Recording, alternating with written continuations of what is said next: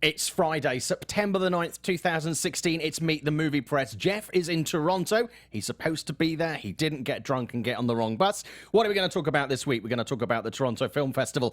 We're going to talk about the week's big releases. We're going to talk DC, how could we not? And we're going to talk Halloween Horror Nights at Universal. Stay tuned. Welcome to Popcorn Talk, featuring movie discussion, news, and interviews. Popcorn Talk. We talk movies. And now, here's Popcorn Talk's Meet the Movie Press. Hello, welcome. It's another show. Another busy week this week. Jeff is in Toronto. He mentioned that he was going to be there this week. He's really happy to be back on the festival circuit, which is a great thing. So, as a result, I am going to be sitting in the Jeff seat. It still smells of him a little bit, actually, which is quite weird, but also quite comforting. And with me this week is a special co-host. Ethan Anderton from Slashfilm. Hey, how's it going? Welcome. Thanks. Thank Good to be you for here. coming and filling in. Absolutely, yeah. I love watching this online, and it's strange to actually be here. Oh, you do actually watch the show? Oh, yeah, of course. This is kind of cool. There you go. That's very good.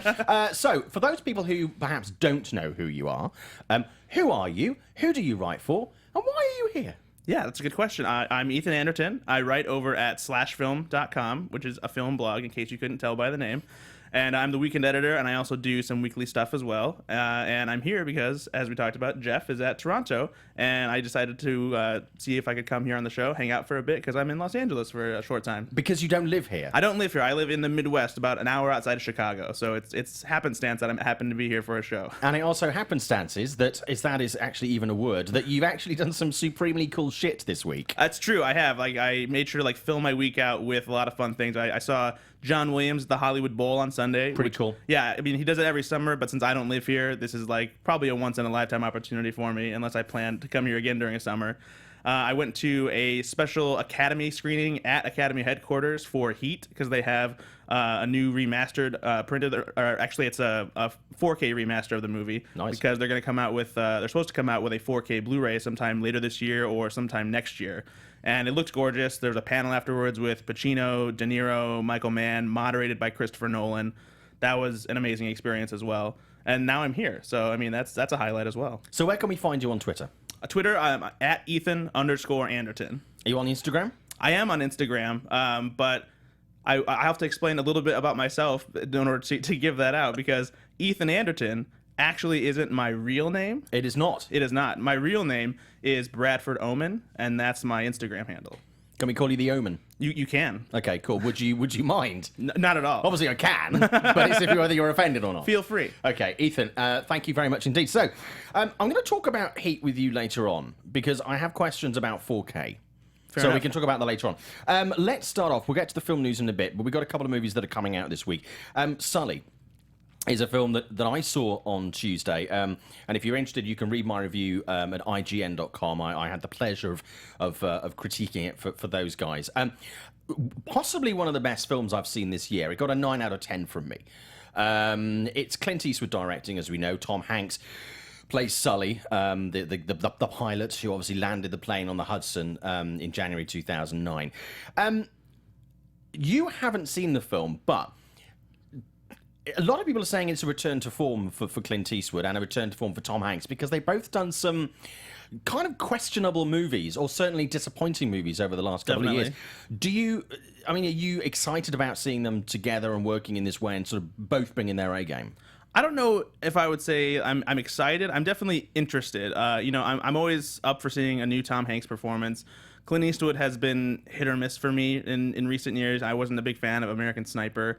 But I think I'm most curious to see how the story plays out when the event itself that everyone has talked about is such, a finite amount of time. Obviously, there's a lot behind the scenes that happens that we don't know about, but it feels like, Flight all over again, just like a real life story. So I'm interested to see if there's actually a compelling story behind it, or if it's just the kind of the middling drama that it feels like it might be. I'm surprised that you liked it so much. I'm surprised as I liked it so much, especially as I went to see it at the IMAX at Universal City Walk here in LA. How was that? Because I feel like the only part of the movie that would be good for IMAX is the plane sequence. Does it work in the rest of the movie? Well, do you know what? I'm actually going to go and see it again in IMAX, because I was quite late for the screening, so I was in the row 4 from the front. Oh, yeah, that's so rough. to me, Tom Hanks is fucking fucking huge. He's the size of a building. And there's a lot, as you say, that really does work and deserves to be shot in IMAX and really works with the format really, really well. But it is quite weird then to watch the rest of the film in IMAX, where it is people in meetings or people in sort of everyday settings or standing by a window. So there are elements of the visual stuff that really do work with IMAX, and it was actually the right format to shoot the film in. But obviously, then if you're not in the right position within IMAX, the rest of it is kind of more difficult to kind of take in and absorb. I mean, the aerial stuff and all that kind of thing, and the technical side of the filmmaking is exemplary. Right. It is absolutely brilliant. I mean, all the performances are amazing. And if you are going to see it, I would definitely say go and see it, if you can, in IMAX. Fair enough. Get there early. Don't sit down the front. But because it does lend itself really, really well to that. And there are many movies. I saw Star Trek Beyond earlier this year. Okay. And I saw that twice in IMAX. And even though it looks good on IMAX, it didn't feel like it was necessary. Right. But this definitely did. But for me, it's not... Surprisingly, I thought it was going to be the visuals that won it over for me. But it wasn't. It's perhaps the classiest, the leanest, and the simplest direction that Clint Eastwood has done for a long time. But I don't mean simple as in he hasn't put effort in. I mean, it's simple as in he hasn't... when sometimes directors overdress stuff to try and make it more dramatic? Absolutely, yeah. He doesn't do that. And it's something that could have very easily have lent itself to that. Okay. It feels very restrained and better for that, which I was quite surprised about. Looking at predictions this weekend in the box office of 20 to 25 million, I think that's quite conservative.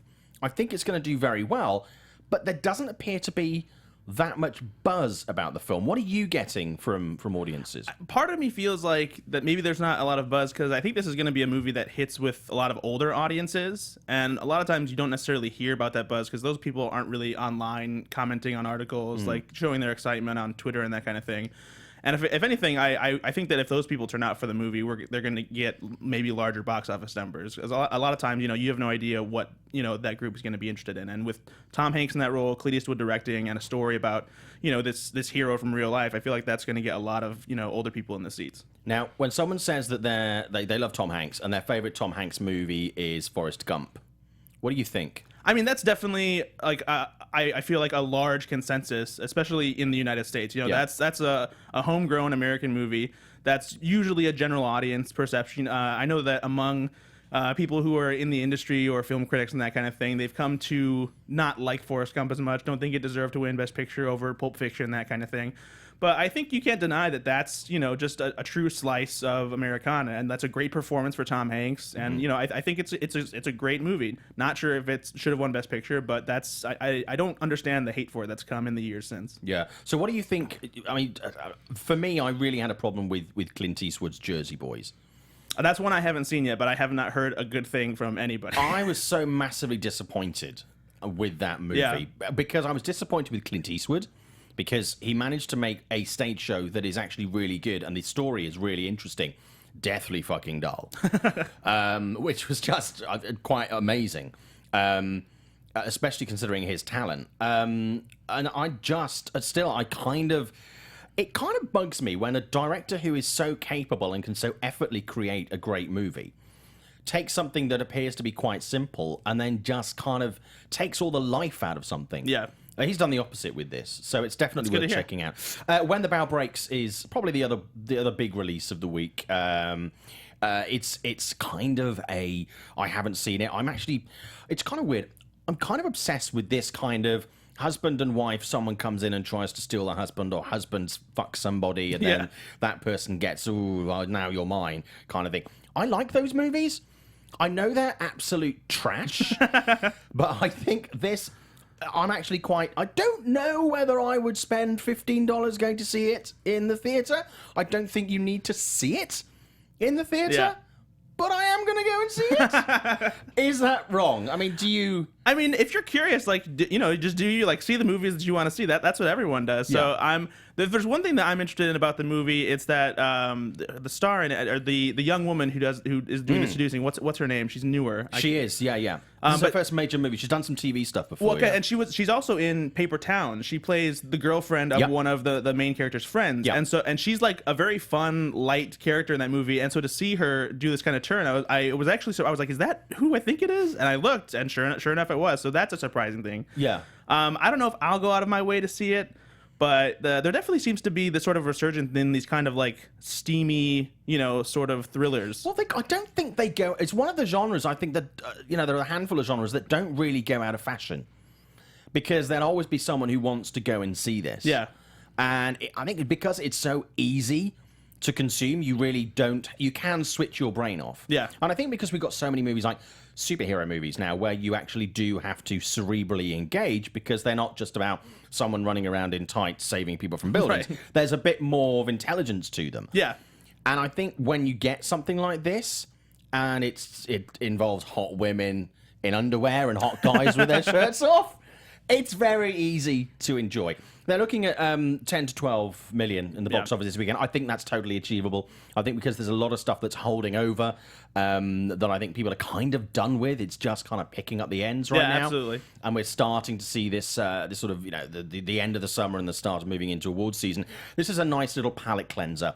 It's a sexy sorbet of a movie, as it will. So we'll see how those goes. And obviously Don't Breathe, which you have seen, is still going strong. going strong. And surprisingly, it's the trailer itself sold a really exciting, suspenseful thriller, and even being in a movie theater, you can feel people like engaging with it, really just falling in love like with that concept, like the idea of being stuck in the dark with a blind guy who can essentially sense better than you and is trying to get you and track you down and kill you.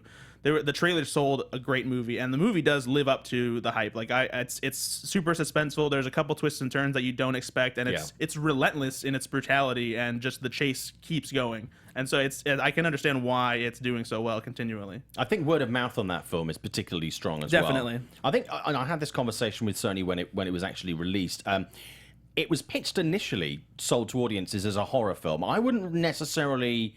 I'd say it's more psychological thriller with elements of horror. Yeah, definitely. And I think now that's kind of getting out. I think some people who are going like, I don't like horror films, are going, okay, I do like psychological thrillers. Yeah. So maybe I'll go along. But I think that's going to run very strongly in theatres for another couple of weeks. I think that's going to be quite good. So do you think Sully's going to be kicking off the awards season for us? There is awards talk around that? Is it feels like it. I think it's too early. I always feel like if a movie tries to start awards season early in September, they're kind of, maybe jumping the gun a little bit. But when you have a director like Clint Eastwood and a star like Tom Hanks, it's hard to ignore it. And you probably assume that Tom Hanks will get a nomination. It's tough to say since we haven't seen so much that'll be coming out later this year. But it's at least the first movie that could get some awards attention later in the year. When people say that, I kind of a bit like, when, in sort of first week of January, when someone goes, it's the best film of the year. Yeah. And it's like, really? Are you seeing one movie this year? It's like fucking January the 3rd. Exactly. But yeah, so I think it could, as long as I say this in my IGN review, which I will post in the after show links on YouTube later on. I say as long as people don't forget about it and it doesn't get overshadowed. Right. That's the toughest thing. I think it'll do really well. Although I can't decide, and again I say this in the review, whether releasing it on the anniversary of September the 11th that weekend, I don't know whether that was intentional or whether it just happens to be. I can't decide. Yeah, that's a good question. There is a line in the movie where someone says, I can't remember which character it is, basically said it's not just good news for the fact that people didn't die, but it's the fact that it's good news for New York in something involving a plane. Right. That didn't involve hundreds of people dying. Yeah. And I thought, yeah, so it kind of works. Yeah. I'm like, I don't know. Maybe. So yeah, that would have been an interesting marketing meeting anyway. Definitely. We are going to be taking some calls later on in the show, but we're just going to touch off with some film news. Now, looking at the chat, I'm not going to be looking at it a lot in the show today because obviously I'm in the main host chair, but we're already getting a lot of people who are asking about the trailer for Ben Affleck's new movie, which you were very impressed with Yeah, this week. I have a soft spot for movies that take place in the Roaring '20s, especially when it involves sort of the crime thriller kind of style stories. And in recent years, I feel like I've been disappointed with that genre. I was looking forward to Gangster Squad, and it turned into kind of like a Dick Tracy sort of movie. And I love Dick Tracy, but what they were trying to do with that movie just didn't work for me. It feels like this old school 40s, 50s kind of movie that throws back to the gangster era, but it felt too hammy for me. But this looks like right in my wheelhouse. It's got Ben Affleck's grittier style, and it looks like it's going to be outstanding. I mean, it's adapted. Ben actually adapted it from it's a Dennis Lehane. Dennis Lehane, yeah. Yeah. He's got previous, good record with that. 'Cause obviously, Gone Baby Gone was one of his novels, and previous books obviously that have been adapted to big screen. Mystic River is another one which turned out to be a great movie. Yeah. I think he's just a guy that's written a lot of books that he writes in a style that naturally lends itself to a movie. Where once you've got someone skilled adapting it, it just kind of works. Definitely. What about the cast? What do you think about the cast? I mean, that's an all-star cast that's in there. I mean, you got Ben Affleck, you got Zoe Saldana, Sienna Miller. There's just it's a lineup that doesn't end. I actually, when the trailer came out yesterday, later in the evening, I wrote it up, and like just looking at the cast, you're like, oh my gosh, this is like it's totally impressive. But it's not necessarily the cast that you would expect. No, not at all. It's eclectic isn't really quite the right word because they're all people who are established or have a presence. Right. But it hasn't gone like, let's just go for the standard big A-list. Let's put it together like an Ocean's 11. Exactly. No, I'm really intrigued. I think when's that actually due for release? So it doesn't have an exact December release. It's supposed to get an awards qualifying release in December, right? And then it comes out in early January. I think the 13th is what it is. Okay, so could we look at a staggered release for that? Yeah, I'm pretty because there was talk earlier this year that they wanted to go for the awards qualifying, and I think they're basically it seems like they're trying to do the same thing that American Sniper did, is get a little bit of buzz early and then send it out wide in January so that everyone will see it when there aren't many other movies to see. I think so. I think that's exactly the right way to do it. It's a film that everybody's very, very excited. If you haven't seen the trailer, do make sure to catch it. It was released yesterday. A trailer that was released only very recently, and we'll move to talking about Toronto now. Free Fire, Ben Wheatley's new movie. Yeah. Now, you've watched that. What did you think about it? Obviously, a lot of people were tweeting it, including Jeff, who did not like it. People coming out of it going, actually really enjoyed it. Jeff did think about walking out of it last night. Thought about walking out of it, really? Yeah. And, he walked out of Swiss Army Man. Yeah, I remember that, and after I saw it, I was like, that was a mistake. That was a huge mistake. So he stayed with this, and then he was kind of pissed at himself because he did stay, because he did not enjoy it. Angie, who is our managing editor at Slashfilm, she saw it, and her tweets indicated that she loved it. So I'm hopeful. Now, what sort of relationship do you have with Ben Wheatley's movies? It's hit or miss. I like them. Some of them, some other ones, I'm just like that one. It wasn't exactly for me. He's definitely I think an acquired taste. Yeah. He's not exactly the most friendly to general audiences. But if you give him a chance, there's definitely something I think that you'll find that you like. I think I've seen one movie of his, and I've watched all of them, that I actually came away going like, I actually genuinely enjoyed that movie, and that was Sightseers. Sightseers is my favorite, actually. It's perhaps the most accessible of his films. Definitely. But that's the one I genuinely came away going, I enjoyed that movie. I felt like I had fun with that movie, and it just felt... A lot of his other movies, where people have raved about them, I just don't... they just don't sit with me. There's one... What was the one I was talking about earlier? Kill List. Kill List. Yeah. Actually made me so angry, I thought my piss was going to curdle. It just... sometimes you see a film that just angers you a bit. Yeah. Nerve was a film this year that I saw that made me want to punch someone. It just doesn't sit. It was like nails down a chalkboard for me. But then other films of his I've watched for the first time and hated, and then gone back and rewatched it and gone, but I get it now. Now I understand it. Yeah. So I'm curious to see this. I just don't know. I think that's what makes him an interesting filmmaker too. Like some of the best movies, like you might not like when you first see them, and you go back and watch it, and it just takes a little time to sink in. Yeah. I mean, Blade Runner is one of those movies for me. I often talk about it on the show, which the first time I saw it, I did not like Blade Runner. Interesting. I really did not enjoy it at all, and I've gone back and I watched it again, and I watched it again, and it's almost like Munchausen syndrome. I've kind of worn myself down. But now, Blade Runner is one of my favourite movies. I appreciate everything about it. But, with Ben's movies, I can appreciate them as films and pieces of cinema, Right. but I don't necessarily enjoy them. Yeah. So I get what he's doing. Definitely. I think part of it is that his stories don't exactly always lend themselves to, cinematic storytelling. It's a lot of it, I think, is the kind of story that you would maybe read and you would be more compelled by that way. And seeing it go in film form it's doesn't quite match up with what you hope for, I think, from a movie sometimes. Yeah. Well, we're getting some chat in the chat room. Movie Junkies said that High Rise is one of the worst movies they've seen this year. Dino says Sightsee is the one movie that they didn't write. True. And Zeno says that they should put my quote on the poster that it made me so angry my piss curdled. But Ben always attracts brilliant casts. Yes. Even if they're they're quite unknown people. I like Steve Oram. Yeah. Was a guy who would keep popping up in his movies. Absolutely superb. And now he's sort of moving, he's getting more and more A-list people, and Cillian Murphy, and, really interesting known actors. Why do you think, if his films are so divisive and don't necessarily make a huge amount of money, people are queuing up to work with him? I think as an actor, you want to try things that are different. You don't necessarily always want to do things that are safe or where you know what to expect. And with Ben Wheatley, he's such a unique filmmaker. He's got a very original style to him, and I can see that being very appealing for an actor. And so, especially as a director who is kind of up and coming and his name's becoming more well known, I think being part of that kind of filmmaker's career as he's building it and sort of figuring out what to do as he gets bigger is definitely something that's interesting for an actor. I think for me, he's kind of like a love child of David Lynch, Edgar Wright, and Terry Gilliam. Yeah, that's a perfect description. I'm not suggesting you get the jizz of all three men, Yeah. mix them up and see what happens. Maybe you do. I don't know. But his filmmaking is kind of that kind of thing for me. Yeah, absolutely. It's cool. Also at Toronto, Magnificent Seven.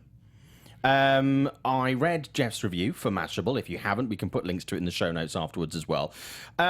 He loved it. Getting very good reviews, which I'm actually quite surprised about.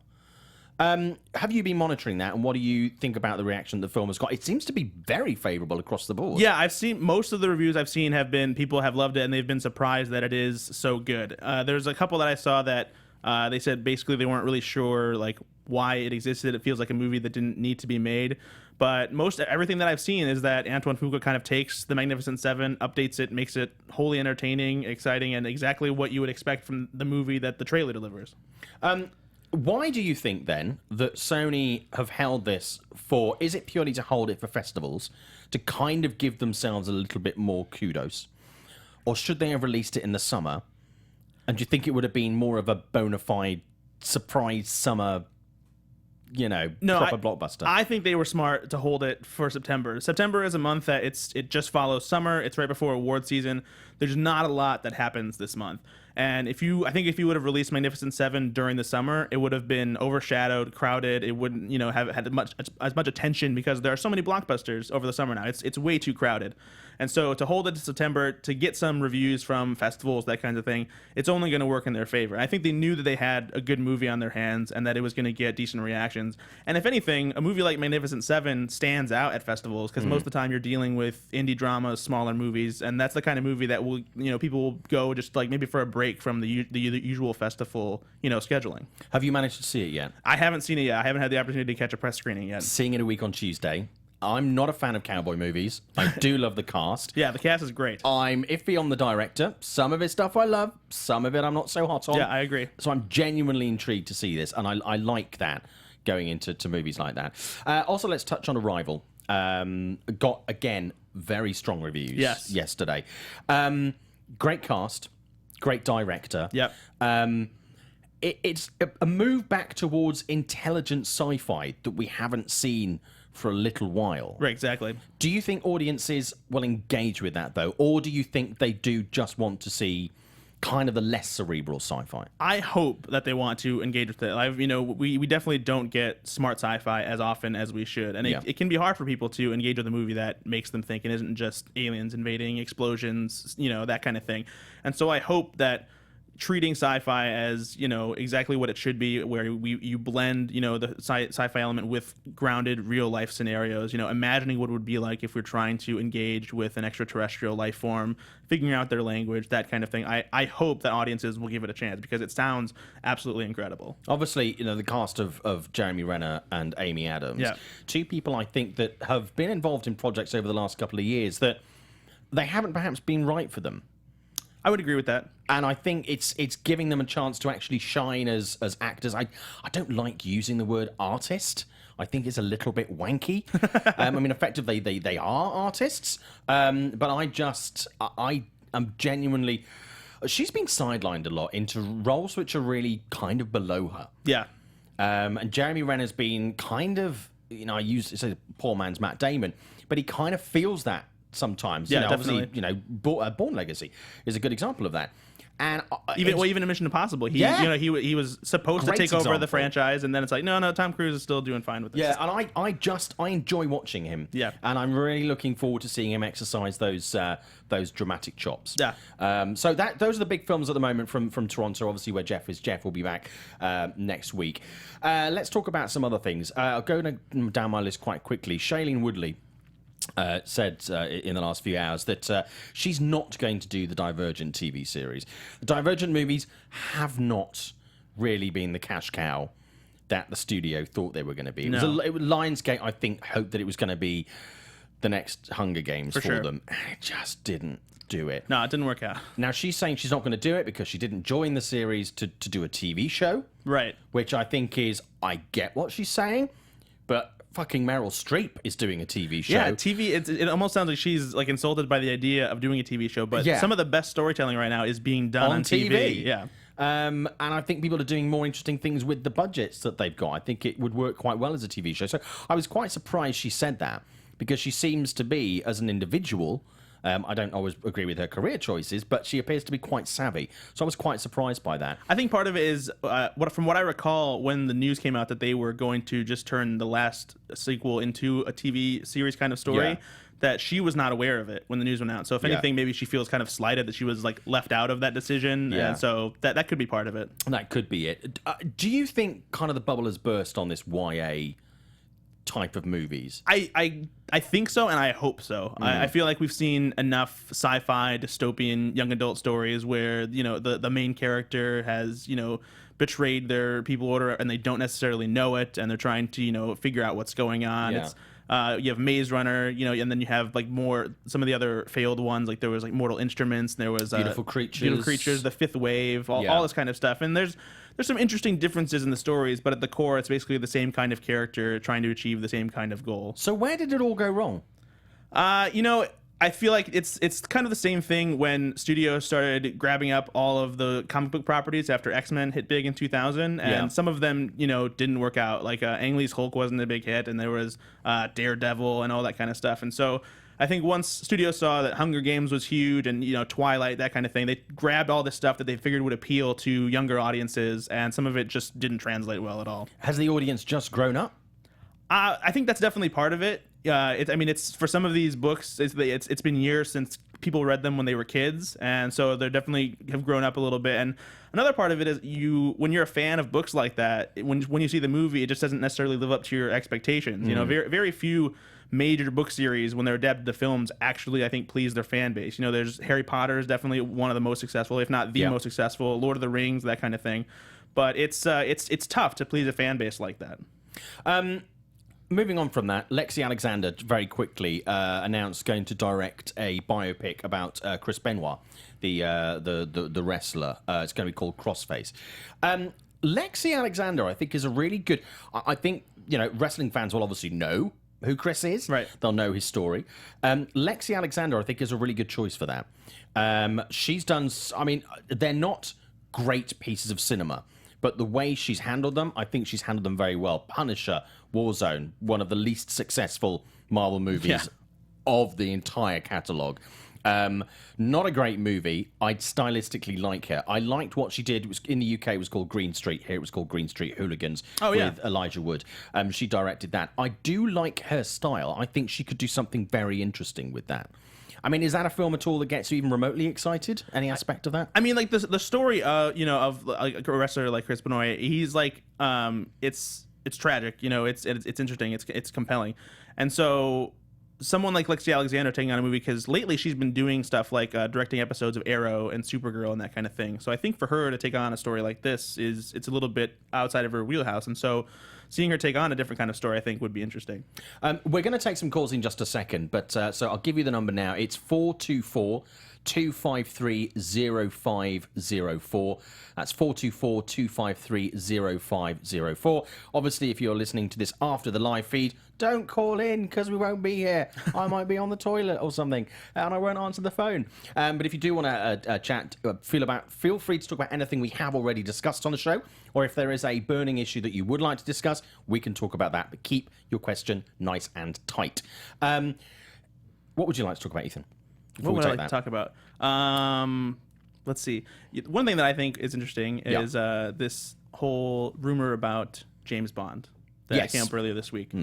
There's a rumor going around that apparently there's an offer to Daniel Craig, who is playing James Bond, for $150 million to play James Bond for 2 more movies. Now, there's some problems with the rumor itself because the rights to James Bond are apparently still up in the air. After Spectre, Sony no longer had the rights. There was supposed to be some kind of bidding that happened, and another studio was supposed to take over. But the rumor indicates that Sony is hoping to announce that they have the rights to James Bond again, but they're waiting to make sure they have Daniel Craig on board to do 2 more movies. Yeah. I'm not necessarily sure if that's the best move at this point. Spectre was not as impressive as everyone hoped it would be. Yeah. And Daniel Craig is clearly tired of playing James Bond. And so I just feel like we just need, like, maybe waiting a little bit. We talked about this before, that James Bond kind of needs to just take a break, sit a couple plays out, and then bring him back with, a new actor in the role. So how long, if they did decide to do that, if they were like, okay, Daniel Craig says no. It either it stays with Sony or it moves to maybe, I don't know, Warner Brothers. I know they've previously expressed interest in it. I don't think it would go Disney way. I think it'd be more likely to go to a Warner Brothers. Yeah. So let's say Daniel Craig says no. Studio, kind of irrelevant. What should they do? How long should they leave it to rest? I feel like the least you can wait is probably 5 years. Otherwise, it's just going to feel like another James Bond sequel, and there's not enough time for people to move on from Daniel Craig's Bond. But it would be interesting to see if they just waited a longer time so that the return of James Bond feels like it's actually a comeback of sorts. That's it took. How long was it between the last Pierce Brosnan movie and Casino Royale? I think it was more than 5 years. Yeah. I think. Yeah. And that felt like that was the right amount of time. And the bigger thing with that was I think everyone was pretty well done with Pierce Brosnan's James Bond by the time Die Another Day came out. So Casino Royale coming back and being this sort of more grounded, realistic take on James Bond, it was refreshing. So as long as they bring it back and it feels different, then I think that's the best approach. So this has been discussed previously, but do you think when you're talking about looking at perhaps giving the whole franchise a bit of a redo, do you think we should go back more towards the cheeky Bond? I'm not saying let's go full misogynist. Yeah. But I think because that's completely outdated, and I think the days of the Roger Moore and stuff like that. But should it be? I mean, there are elements of comedy and levity to Daniel Craig, but should we go back towards, having more fun with it?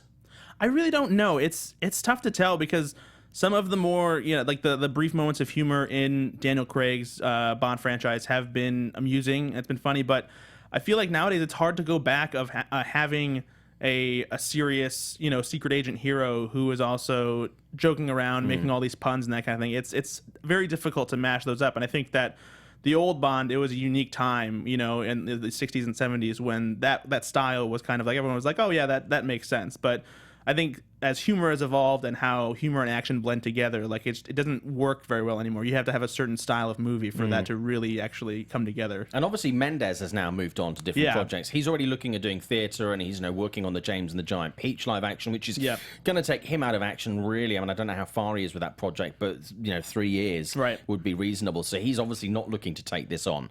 He didn't really seem to want to do Spectre. Right. They kind of, whatever the deal was done, they managed to get him back, but it just didn't feel like perhaps For me, Spectre, I mean, I love the James Bond franchise. Obviously, being from the UK, it's kind of like bread and butter and, I don't know, sarcasm and accidental racism. Yeah, it just kind of got to the point where it felt for me with Spectre that aside from the fact there were many things wrong with the movie, it felt like Sam Mendes didn't really want to be making the movie, and Daniel Craig really didn't want to be in the movie. Yeah, absolutely. It felt like they were both done with it and just kind of going through the motions. Yeah, it for me the whole thing just didn't sit. So I think you're right. I think they do need to rest it for a while. I think they do need to relook at the franchise. But the marketplace is very crowded now. Absolutely. With that kind of thing. We've got Bourne, we've got Mission Impossible, we've got James Bond, we've got some other, we've got Jack Reacher, who I think I liked the first Jack Reacher movie. I do too. I'm genuinely excited about it. I've seen some of it. Yeah. I haven't seen all of it, but I'm very excited to look at that. It's a crowded market where James Bond previously existed, and I know he does do something unique. There's a lot of Bond-esque things out there now. Definitely. If anything, one of the interesting things, especially with how great television is right now, I would be interested to see maybe a James Bond television series go somewhere like Netflix or Amazon or Hulu, someone that has the budget to do a movie like that.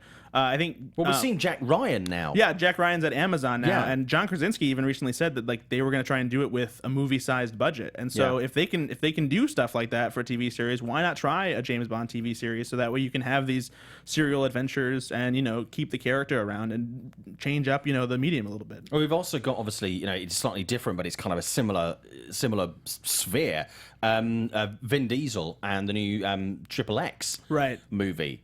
I mean, obviously that's kind of it's a bit more gritty, a bit more kind of silly than the Bond movies, but still that's coming through. I'm surprised to see that franchise coming back, but word out of Paramount is that it's actually a good movie. But then again, they made Ben-Hur. Yeah. The film that nobody wanted to see, even the people in Ben-Hur. Okay, we're going to take some calls in a second. That number again is 424-253-0504. Touched on this last week. We'll move on to DC now, because obviously there's always a lot to talk around DC. Ben Affleck teased recently Deathstroke. There was talk just a week ago of Joe Manganiello possibly filling the role. He's now being confirmed as filling that. Yeah. Something we got asked on the show a couple of weeks ago was about the DC reset and where this is going to go. Do they need to reposition? Now, you read a really interesting article on this week. Where did you see that published? Wall Street Journal had a thing where they talked to Jeff Johns, who's the new DC Movies president, about how they were sort of dealing with the fallout from Batman v Superman and moving forward through Justice League and that kind of thing. And there's a lot of talk, obviously, about moving away from this sort of grim, dark tone that DC movies have had ever since Man of Steel started. It's a very sort of droll, dreary kind of superhero universe. And even though you can take that approach, a gritty approach to superheroes, as Christopher Nolan has proven, it just feels like everything has been a little too dark and gloomy in the DC universe. And a lot of people have blamed Zack Snyder for that. I'm not sure if he is entirely to blame, but there has been a lot of finger pointing, and the discussion seems to be with Justice League, they're kind of moving away from that tone, and they're being a little bit more fun and light. And we've seen that in the Comic-Con sizzle reel, introducing Ezra Miller as the Flash. He's definitely bringing a lighter tone to it. There's a lot of humor there. And Wonder Woman as well. Yeah, absolutely. We're seeing, that levity in there. Yeah, and I think that one of the things that he said is that not every DC movie has to be dark or anything like that. Like, they'll all have their own sort of style. And so I hope that that's true, and that's not just them trying to do, damage control and that kind of thing. The risk also is the fact that if they move too much away from being dark, and dark does work. I mean, look at the box office for Nolan, and obviously look at the box office for things like it's not as strong, but it's not a million miles off for Batman vs Superman and Suicide Squad. Dark does still sell. For sure. And if they move too far away from that, then they get too close potentially to Avengers and Marvel, which themselves are looking at getting, sometimes they go a little bit darker. I mean, let's talk about Thor. I mean, the most recent Thor movie was quite dark for a Marvel movie, and obviously you're going to Australia on Sunday to the set of Ragnarok. Right. So Marvel's not afraid to go dark, and they manage to make it work okay. So I think I think an element is Zack Snyder. Yeah, I think, but with Marvel, I think they've been going for long enough now that they have the freedom to sort of dabble in that darkness because there's already faith that fans have in the franchise, and DC is still kind of trying to prove to fans that they know what they're doing and the direction that they're going. There's, they've only done 3 movies now in this universe, and the reaction to them hasn't been completely favorable like they were with most of the Marvel movies. So I think a lot of it just comes with giving Marvel the benefit of the doubt, and DC hasn't necessarily earned that with their fans yet. What I think is really interesting, talking about the shift, is the fact that the Ben Affleck Batman that we saw in Batman vs. Superman, and obviously we saw him pop up again in Suicide Squad. And then we look at the trailer for Justice League, and the Batman Bruce Wayne that we see in the Batman movies is darker, more serious. Yeah. But there does appear to be kind of like a cheekiness to him. Definitely. In the Justice League. So I think you can move those dark characters between the lighter and the darker. They don't just have to be dark or just have to be light. Right. There has to be that kind of grey area. Yeah. I guess it is grey, quite literally. Now, obviously, we're talking about Batman versus Superman. We're talking about Suicide Squad. Summer season is officially over this year. We've discussed many times the movies that we liked, the movies that we didn't like, what we think should have done better and what shouldn't. Are there any movies, just sort of very briefly from the summer, that you think should have got more attention but didn't, should have got more of an audience, or people should go back and revisit? Because for me, there are a lot of movies in there that just got lost this year. Definitely. Yeah, summer has become so crowded that I wish studios would kind of go back to just releasing bigger movies at any time, because if you have a good enough movie that's interesting enough, people will see it no matter when it's put on the release calendar. And so summer, there was a lot of movies that definitely went by the wayside. One of the big ones for me that I absolutely love, I hope people discover it on home video, Pop Star, Never Stop, Never Stopping. Yeah. It's Had a conversation about that last night. Yeah, it is hilarious. It is like one of my favorite comedies of the year, probably like maybe ever. It's just brilliant. It's a fantastic mockumentary. It's in the same vein of This Is Spinal Tap, and at the box office in the US, it didn't even break 10 million. The movie deserves to be seen by so many people, and I think that it getting released this summer among all these blockbusters, sequels, reboots, this kind of thing, it just got lost in the shuffle. That's a movie that should have been either saved for the fall or released earlier in the spring, and just got completely overshadowed. I mean, I actually had the pleasure. I'm a big fan of the work of Andy Samberg. Yeah. I love Hot Rod. I love his stuff with Saturday Night Live. I love Lonely Island. And I finished the interview that I did for Storks, and I just said to him, it's an absolute fucking travesty that film didn't get seen by more people this year. I mean, a lot of people were complaining about there not being, very funny movies and stuff like that, and they are out there. Yeah, you just have to seek them out. You just got to make the effort. This is the summer, especially. I think that some of the best movies were movies that you have to go out of your way to see. Hunt for the Wilder People is another one. I heard great things about that. Yeah, it's an indie that's directed by Taika Waititi, who is currently directing Thor Ragnarok. Yep. And it's just this wonderful New Zealand set comedy, coming of age, little bit of action adventure, and it's just, if you go see it, like you'll love it. Like there's no question. It's funny, and Sam Neill is great as this sort of like it's like a New Zealand version of Up. Where Sam Neill is like this grumpy old man who is like stuck in the woods with this young boy who is kind of wants to be a punk, but he's also this adorable, pudgy little kid. And it's just it's hilarious and touching. It's a phenomenal movie. I love The Shallows. Shallows is good. Another film I gave a very strong review to this year. Took quite a bit of shit on it, actually, from IGN, from people who mostly hadn't seen the movie. And that, for me, was one of the films that really should have... It wasn't a huge release. It was a large release. Yeah. But it didn't get... It did okay, right, but it didn't get the bums on seats that it really deserved. And again, I think it was around the time that Independence Day Resurgence was out. And even though that didn't do brilliant box office, I was literally seeing people queuing to buy tickets for that. Right. and they're not queuing to the shallows. I wanted to go and physically move them from one queue to another and go, that sucks balls. This film rocks a bag of dicks. Seriously, you need to go and see this movie. Don't go and see I'm glad one. that you keep your when you tell balls people and, balls and dicks. yeah. Always keep them separate.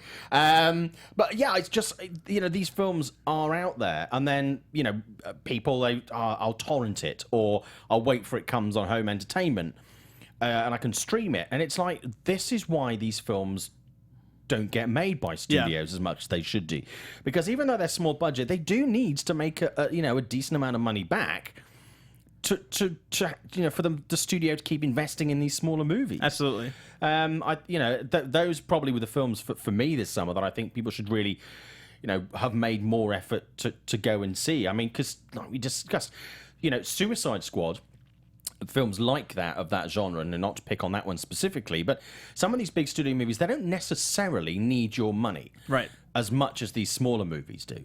So maybe we should support those more, and then moan less about why box offices are not, it's really, movies are not as good. I will say it is really tough though, because I totally discourage my friends from pirating, downloading movies. Yeah, and it's a double-edged sword, because while movie studios won't put these movies in wider release because it costs money and they don't think people will go see them, and then people aren't seeing them because they're not near them, and so they feel like they have to torrent them in order to see them. And so there has to be a middle ground somewhere, and if anything, I feel like streaming will help get that gap. We're getting a lot more movies that are going straight to Netflix or Hulu and that kind of thing, and so I feel like we might get to a point where the distribution model will change more, and these smaller films will more frequently go to straight to streaming, and so that way they can find an audience faster. Yeah. And I think it was Spielberg a while back talked about how there was going to be a big change coming soon, where it was going to be like Broadway, where we would still pay more money to go see the bigger movies in theaters, and then all the little movies would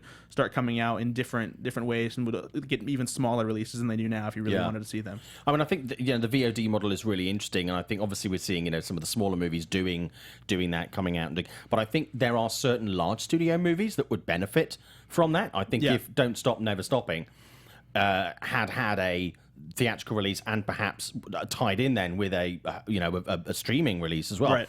Probably, I mean, obviously, if you get your friends around, you pay one ticket admission, basically $15, and then you got 3 people that watch it, but at least it's not 4 people that are then watching it illegally, streaming right. it. You've got 1 ticket out of that 4 that's exactly. going in your pocket, so that might have helped. But yeah, so that was summer. I want to very briefly, we've got about 10 minutes left. I want to talk about Halloween Horror Nights. Have you ever been to Halloween Horror Nights at I Universal? haven't been. I've always wanted to, but I've never been. Put it on your list of things to do. Have a chat to the guys at Slashfilm. Tell them that you need to be in either Orlando or Los Angeles for Halloween this year, because I was very lucky this week. I got to, obviously, every single year, if you don't know what Halloween Horror Nights is, Universal Studios here in Los Angeles and in Orlando, they basically create a series of mazes where you get to, basically, they recreate movies and things, and you get to go inside and experience it kind of like scare mazes, which is absolutely fantastic. They do it to a Hollywood level. The level of detail on these things is terrifyingly good. This year, among the films that they're doing, The Exorcist, they've got special scare areas linked to The Purge, and they're doing American Horror Story. If you're a fan of that TV show, they've got 3 of those seasons amalgamated into one attraction. It's one of the longest they've done. And this year, they've got Krampus as well. I got to have a tour behind the scenes this week with John Murdy, who creates all of these every year. He works with directors like Eli Roth and people like that to create these mazes around their films, and he works very closely with film companies and people who own the properties to bring these to life. This year, I think, is going to be one of the greatest years that they have done it. The level of detail that they've gone, let's use Krampus as a good example. That's another of the mazes they're doing this year. A movie which you saw quite recently. Yeah, very recently. I wish I would have seen it when it was in theaters, because it's just a fantastic throwback horror movie with all these great practical monsters, and just the tone of it. It's got a Gremlins feel, but even more terrifying and brutal than Gremlins. Yeah. It's great. And they've recreated one of the mazes is Krampus. Now, I won't spoil too much about it, but a lot of the key scenes in the movie are there. And what they managed to do is take some of the things that they didn't manage to do in the movie and bring them to life, like the snowman. the aggressive snowman. They've managed to bring those to life. So, they interact with the people going through the mazes. This year is going to be really quite spectacular. And Eli Roth has also done, they have the tram that goes around and shows you behind the scenes. They've created a special one for Halloween Horror Nights that Eli Roth is overseeing. Eli's got a long-running relationship with the guys at Universal, to do with Halloween Horror Nights. But this year is absolutely fantastic. I've been behind the scenes. I'm going to be writing a piece on it for Forbes in the next few days. I'm going to see the Halloween maze that they're doing next week around, obviously, the John Carpenter movie Halloween. I saw a previous incarnation of that in Orlando a couple of years ago. Pooped my pants. Genuinely terrifying. So I'm very much looking forward to that. And from what I've been told, described by John, for what they're doing for The Exorcist, you're going to need to take spare underwear with you because it sounds genuinely terrifying. Just walking around, even though the characters weren't in situ and the mazes weren't quite finished, I was literally walking around and my sphincter was twitching.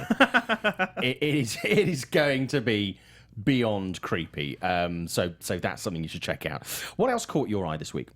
News-wise, gosh, let's see what else. One of the things that I'm not excited for, but okay. It's happening anyway. Right. I'm interested to see how things go along with it. Is the Owen Wilson and Jackie Chan are coming back for Shanghai Dawn. Yeah. A sequel to Shanghai Noon and Shanghai Nights. Yeah.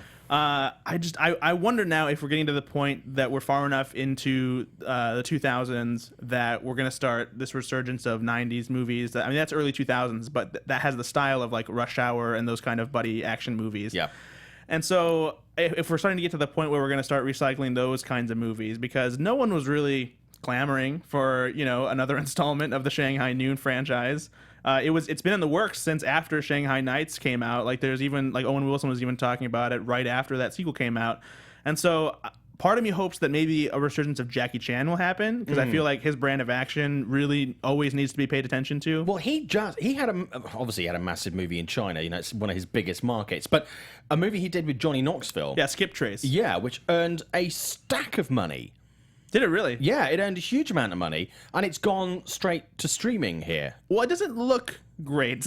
No, true. It feels like a movie that they made in like 2001, and then someone lost it, and then it was like, oh no, here it is. Well, let's put that out there. Oh, sorry, fell behind the back of the sofa.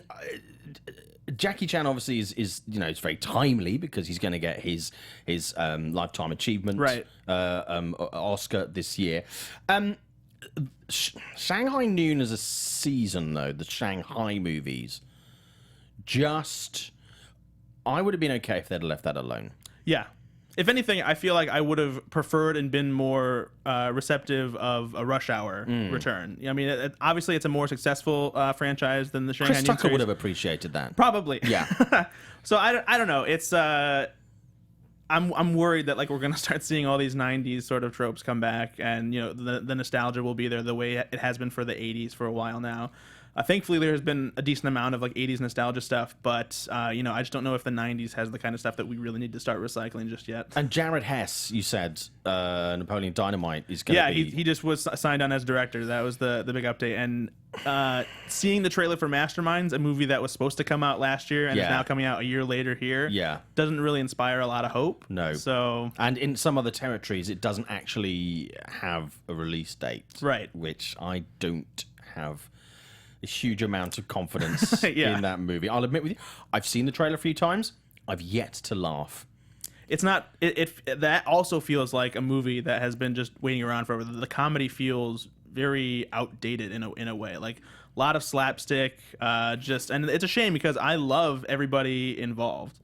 And I just, I was hoping for something better having all those people together. I think the one moment in the trailer that I laugh is Jason Sudeikis as that hitman. He's he's talking to the kids. He's like, is that the one you're supposed to kill? And like that's about it though. So maybe the movie's better than it looks. But if Sudeikis has to go to mustache mode, you're in trouble. So Shanghai Noon, we don't know what they're going to call it. I think they said it's called Shanghai Dawn. Oh yeah, I would call it Shanghai. No. I feel like the studio's not going to want to go for that. No. I'll still email them. I'll make the suggestion. They can decide whether or not. So something else I wanted to talk about very quickly. The cast of Greatest Show on Earth has been building over the last couple of months. We've seen, obviously, Hugh Jackman join the cast, Zac Efron join the cast, Zendaya, who appears to be doing pretty much everything right now. Yeah, she's definitely building a lot of steam. I mean, I've not seen a lot of her work. I'm not sure that I've seen any of her work. Yeah. So she's just really become hot. So whoever her agent is, kudos. Yeah. And Rebecca Ferguson.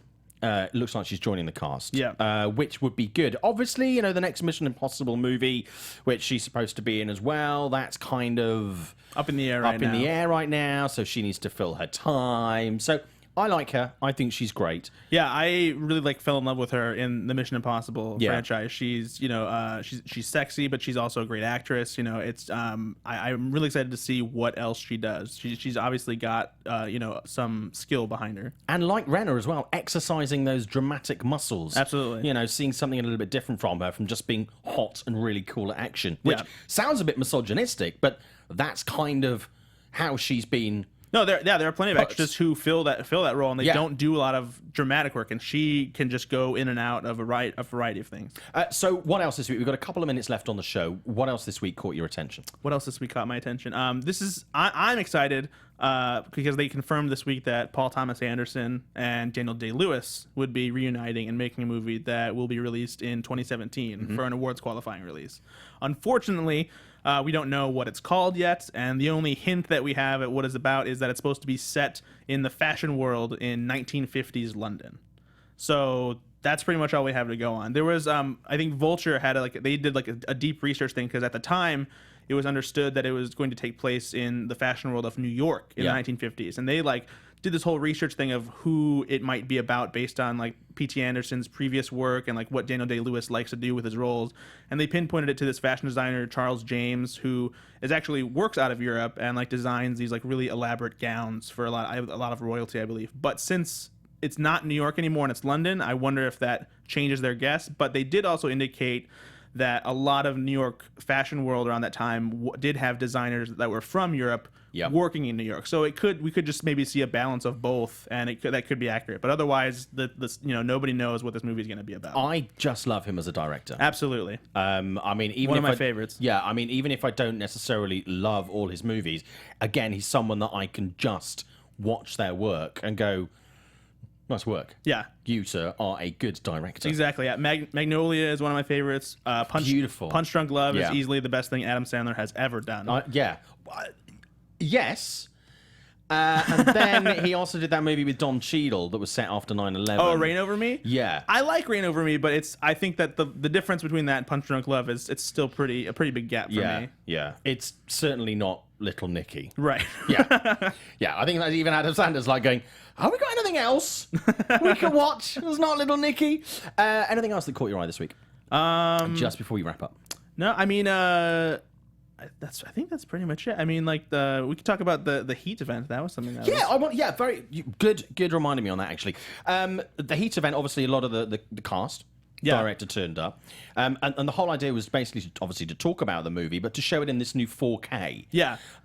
Now, with the decline of home entertainment, a lot of people, I actually made the comment to a well-known actor in the industry the other day about watching DVDs, and they kind of took the piss out of me because I like to hold a hard format. No, I agree. I'm right there with you. And I like to have collector's editions. I'm not the guy that goes out and buys all the Criterion stuff. Right. But I do like to have certain movies, not the Chipmunks movies. I like to have a hard copy and keep it on my shelf. I do.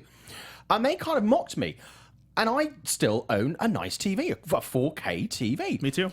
But I don't think, and we discussed my use of the phrase normal people, so people outside of the industry who aren't hardcore film fans, don't tend to have Blu-ray and DVD players and want a TV to watch Netflix and streaming, but not necessarily to go out and buy the 4K of Heat. Right. So is it worth it? And do you think people will actually bother? Or is it going to be purely for people like yourself, myself, Jeff, and other people watching the show and listening to the show who are just a bit anal about this stuff? I mean, no matter what, like technology with home video is going to keep improving. Yeah. And so even if people aren't buying the physical Blu-ray or Blu-ray players or have TVs that have 4K anymore, that 4K version of the movie could eventually be what is used for a digital download or streaming, because the amount of data that we can hold on our devices is only going to increase, and so a 4K file download isn't going to take up as much space a few years from now as it does today. Yeah. And so even if people aren't going to go out of their way to buy a 4K Blu release, eventually that will be the standard at which you would buy Heat from a digital download service. So no matter what, I think it's good to have it, and the remastered version of the movie they showed, it's gorgeous. Like they really did a great job with it. The sound in the Academy headquarters theater was incredible, especially for that movie. I mean, the gunfight alone, the echoes of how it happened in the city, and just it was an amazing screening to be a part of. I was so excited. But I would love to buy the 4K Blu-ray when it comes out. And it was funny when they were talking about it. The cinematographer Dante Spinati, he went out of his way to he's like, I know this is going to be provocative. He was like, but the only way we were able to make this look so beautiful is because of digital, to bring out the colors. And he kind of directed it at Christopher Nolan. And Nolan, he goes, yes. He goes, but they also did create a lovely brand new print of the movie as well. And then Spinati said something, and then he said to Chris Nolan, he's like, come out of the cave. And Christopher Nolan just said, I'm going to respectfully ignore that, and just continued. And so it was a funny little tip about digital versus film. You see, I can get that, because luckily about a block from where I live here in LA is Tarantino's theater, the New Beverly. And as much as I love crystal clear images and you can hear a pin drop levels of sound, just absolute precision, I do love going to watch 35mm projections, definitely, with crackly images and the little black spots and stuff that come around. And I still get I saw Goonies there recently. I got a massive kick out of seeing that. So it's a weird place where it's beautiful and wonderful to see these absolutely top of the line, pristine versions of these films, the way that the director absolutely imagined that you would see it naturally with your perfect eyes. And then to see it with shit all over it and a bit of a warbly soundtrack. Yeah. And go that's awesome. But that's awesome. Yeah, exactly. It's kind of weird. Yeah, I mean, it's two different experiences. I kind of had the same experience. I was in New York one time, and they just happened to have Jurassic Park playing at midnight at the IFC Center. Yeah. And so I went, and it was a print, and it was an older one. You could tell because there's scratches and that kind of thing. But it kind of just takes you back to that time you were in the theater when you first saw it. So it's two different kinds of experiences. When you're at home, you want the best quality possible. Sometimes when you go to the theater, when you're seeing a classic movie that you've already seen before, you kind of want to just feel like you went back in time. Yeah, no, I mean, I'm very, very interested in seeing the 4K. I say restoration, but it's not really a restoration. But Heat is just one of the greatest films of all time. And it holds up. And do you know what really makes me sad is when I watch a movie like that is how many years old now? 21 this year. 21. And you look at that and you're like, oh, that's an amazing film. It's 21 years ago.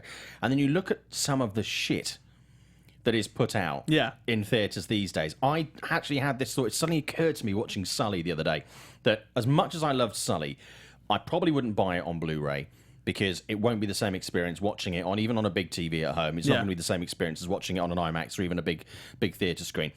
There just aren't that many films this year that I've seen in the theatre that I would pay to see, but also want to own to watch again. That's fair. But there are lots. I'm buying more Blu-rays from the 70s, the 80s, even some of the 90s movies, like Heat. And I'm just like, there's not that kind of movie out there. No, absolutely. That works with that. That's exactly how I felt watching Heat. And what even was more ironic about it was that this was an Academy screening, and Heat is a movie that didn't get any Oscar nominations whatsoever. So it's like, we love this movie and we're doing a special screening, and we didn't nominate it for a single thing. Did anybody kind of scratch off the name of one of the Oscars and go like, yeah, we're going to take it off there? Hey, Chris, you dropped your Oscar. We meant to give it to you 21 years ago, but we forgot. Yeah, exactly. So it's just, it's a movie that, totally holds up. I even think in rewatching, I'm somebody who loves The Departed, and in rewatching Heat, I felt like I think I like Heat more than The Departed, actually. I think it's much better executed. There's a lot more subtlety about it. And because I'm a huge Scorsese fan, I'll see any movie he puts out. But something about just seeing Heat in that, just updated and in theaters again, it really made me realize how much I love it. Dino just made finally a really good point in the chat. You have to remember that it took Michael Mann 20 years to make Heat. He made it twice before, then he kept working on it. Then they gave him $60 million and 100 days to shoot it. There you go. Yeah. Do you know what? That's a really good point, Dean. Yeah. So, yeah, all we have to do is give Zack Snyder about 3 or 4 chances to remake all his movies. There you go. Maybe give him a little less money, and then I think we'll be about there. Ethan, it's been great having you on the show this week. Yeah, it was awesome. We've tried to get you on a number of times. Yeah. So thank you very much for doing it. Great to have you in town. What's planned for you for the next week? Gosh, I mean, I'll be going to Australia soon, so that'll be a fun little trip. And then, yeah, otherwise, that's my week's kind of slowing down. So just keeping up with the news, and I have a lot of movies to catch up on because I haven't seen Sully yet, and there's plenty I haven't seen, so I'll probably spend like a day catching up on movies. Yeah, do not watch Sully on a plane. I'm assuming they won't show it on a plane. I feel like that would be a bad movie to Yeah, watch that on a would be- plane. Hey, double bill of that and Flight. Anything else? Towering Inferno. Well, I know you'll be really jealous of this. I'm going to see Bridget Jones's Baby next week. Oh my goodness, I know. that I've been waiting for so long. I know you have. Yeah. I knew it would upset you. That's why I've told you, because that's the kind of guy I Now I'm am. gonna leave with all this jealousy, and I don't know what to do with it. I'll film it on my phone. It'll be fine. I won't. Universal, I will not be doing that.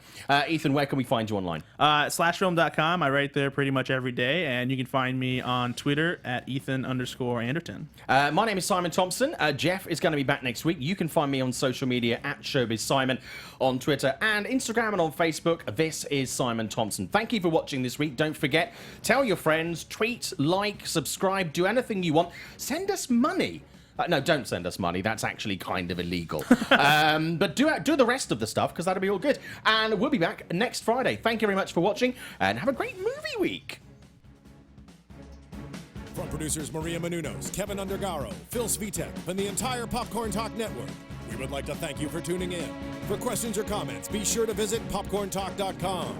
I'm Sir Richard Wentworth, and this has been a presentation of the Popcorn Talk Network. Views expressed herein are those of the hosts only and do not necessarily reflect the views of the Popcorn Talk Network or its owners or principals.